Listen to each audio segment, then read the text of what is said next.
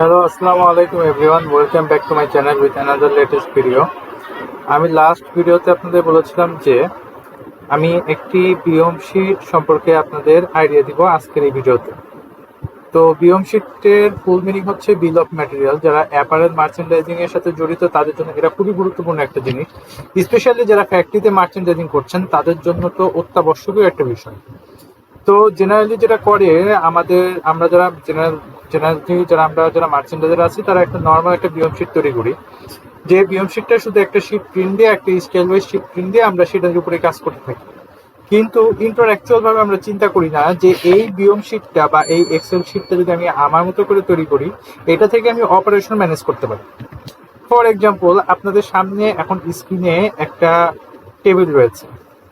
আপনি দেখেন টেবিলের যে মূল হেডগুলো আছে সে বেসিক হেডগুলোই কিন্তু আমার দেওয়া আছে, যেমন স্কেল নাম্বার, পিও কোয়ান্টিটি, আপনি চাইলে পিও নাম্বারও এখানে বসাতে পারবেন, পার্টিকুলার, আইটেম নেম, কনজামশন, ইউওএম মানে unit of measurement, wastage, percentage যেটাকে সাধারণত 5%, আমরা ট্রিমস এবং অ্যাক্সেসরিজ যেগুলো আছে সেগুলো 3%। অ্যাক্সেসরিজ বলতে আপনার প্যাকিং ম্যাটেরিয়াল যেগুলোকে আমরা বলে থাকি।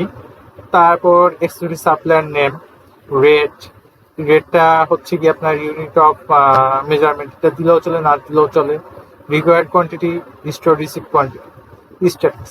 আচ্ছা, এখন এখানে দেখুন টোটাল হেডটা সাজানো আছে। সেই হেড অনুসারে আমি দুইটাই স্কেল নাম্বার এন্ট্রি দিয়েছি, একটা MFS 15,825, আরেকটা আছে MFS 15,826। তো এখন হিসাবের স্বার্থে আমরা দেখে নিই MFS 14,825। এই শিটটাতে দেখেন একটা স্টাইলের বা পার্টিকুলার একটা স্টাইলের জন্য, একটা ফুললি ড্রেসের জন্য আমার কি কি লাগবে। তো এইখানে দেখুন ফেব্রিক্স, ক্রিমস বলতে কেয়ার লেভেল, অ্যাক্সেসরিজে কি কি আছে, hang tag, polybag, string, collar stand, M clip, side clip, neck board, তারপর হচ্ছে নেক ব্যান্ড। আরো আমরা দেখি যে ট্রিমসে কি কি আছে, সাইজ লেভেল এবং মেন লেভেল। অনেক সময় দুইটা একই থাকে, মেইন লেভেলের গায়ে সাইজ উল্লেখ থাকে, এই কারণে মেইন লেভেল এবং সাইজ লেভেলটাকে আমি মার্চ করে নিয়েছি। ইন্টার লাইনিং থাকবে একটা শার্টের জন্য, ইটস এ শার্ট আইটেম। এখানে আপনার আরেকটা কলাম ইনসার্ট করে দিতে হবে যে এটা আইটেম নেমটা কি, মানে কোন ক্যাটাগরি, এটা বোঝাতে হবে। স্টাইল লেভেল, অনেক সময় কেয়ার লেভেলের সাথে স্টাইল লেভেল থাকে, যেমন স্টাইল লেভেলটা থাকে সাধারণত কেয়ার লেভেলের পাশেই আরেকটা শ্যাটিং লেভেল যেখানে লেখা থাকে স্টাইল নাম্বারগুলো। কলার বন যেটা কলারের ভিতরে থাকে আমরা জানি, আর হচ্ছে সুইং থ্রেড, এটাকে আমি থ্রেড বলেছি। এখন আপনি পার্টিকুলার ওয়ান পিসের জন্য যে কনজামশন গুলো, সেই কনজামশনটা আপনি এখানে বসাবেন। ইউজুয়ালি সাধারণত ডজনে করা হয়, ডজন থেকে আপনি ইচ্ছা করলে এখানে ডজনেও বসাতে পারেন, আবার চাইলে আপনি পার পিসেও বসাতে পারেন, সেটা আপনার ইচ্ছা। কিন্তু যেটাই করেন না কেন, যদি পার পিস করেন তাহলে পার পিসের হিসাব ধরবেন, আর যদি ডজনে করেন তাহলে ডজনের হিসাব ধরবেন। সো আমি এখানে পার পিস করেছি, তো পার পিসে আমি দেখাচ্ছি যে 1.60 একটা শার্টের স্ট্যান্ডার্ড কনজামশন, যেটা ইউনিট অফ মেজারমেন্ট ইয়ার্সে দেওয়া হয়েছে। নিটের ক্ষেত্রে কি আসতো, এখানে কেজিতে আসতো। সো সেটা আর বলার অপেক্ষা রাখে না। আচ্ছা, রেটে আসি আমি, পার ইয়ার ধরেন আপনি $2। ওকে, সো এখানে আমি একটু ডলার সাইন দিয়ে দিই।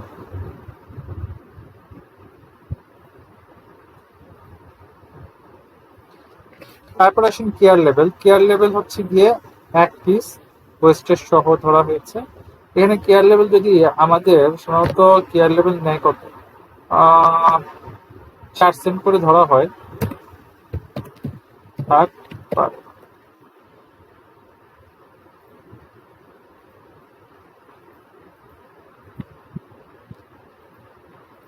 তারপরে আসে হচ্ছে গিয়ে হ্যাংটেক।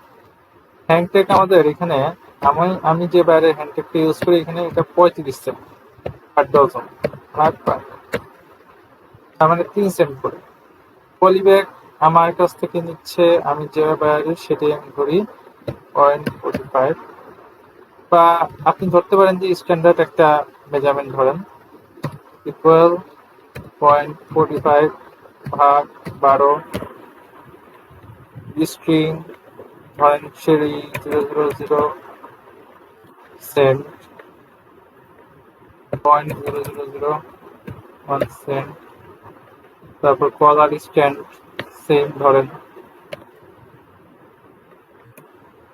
0.0002 cent, side clip in clip এগুলোর প্রাইস বেশি না। এম ক্লিপও সেম ধরতে পারি আমরা। আচ্ছা, সাইড ক্লিপ হচ্ছে গিয়ে আপনার 2টা করে দেন।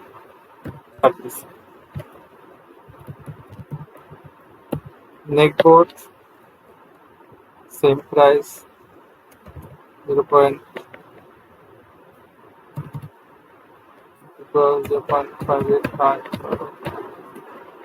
5 সেন্ট করে। ব্যাকবোর্ড হবে 2 সেন্ট। সাইজ লেভেল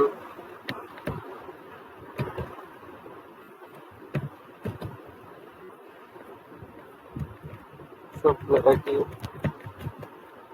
ইন্টারলাইনিং ধরতে পারেন পার ইয়ার্ড সেম। স্টাইল লেভেল আর কেয়ার লেভেলের প্রাইস সেম। কলার বনের প্রাইস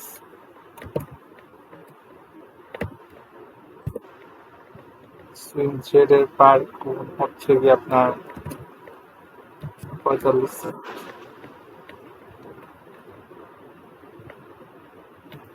এখানে আমরা সব প্রাইস তো এখানে লাগবে না, সব প্রাইস গুলো আমরা বসিয়েছি। এখন দেখেন এখানে স্টোর রিকোয়ার্ড কোয়ান্টিটি, এটা আর কোয়ান্টিটি মানে রিকোয়ার্ড কোয়ান্টিটি কিন্তু আমার অলরেডি অটোমেটিক চলে আসছে। আচ্ছা, এইভাবে করে আমার রিকোজিশন কোয়ান্টিটি চলে আসছে। এখন আমি চাইলে এইখান থেকে একটা বুকিং শিট তৈরি করব। কিভাবে বুকিং শিট তৈরি করব? এখানে দেখেন আমার ফেব্রিক সাপ্লায়ার নাম দিতে পারি X X Y Z fabrics limited. এখন আমি ট্রিম সাপ্লায়ারকে আরেকটা ট্রিম সাপ্লায়ার এবিসি এক্সেসরিজ।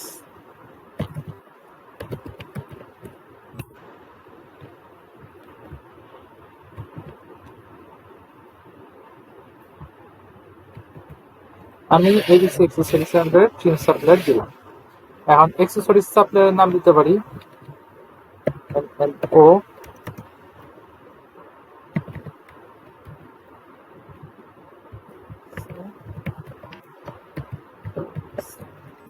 ওকে, দেন দিলাম। এখন দেখেন আমার এখানে কিন্তু সবকিছু সাপ্লায়ারের নাম চলে আসছে। এখান থেকে দেখেন স্ট্যাটাস স্টোর রিসিভ একটা হেড আছে। সো স্টোর রিসিভ করার পর আমাকে জানালো সে 5041 গজ ফেব্রিক্স রিসিভ করেছে। কি হলো স্ট্যাটাস? অ্যাভেলেবল হয়ে গেছে।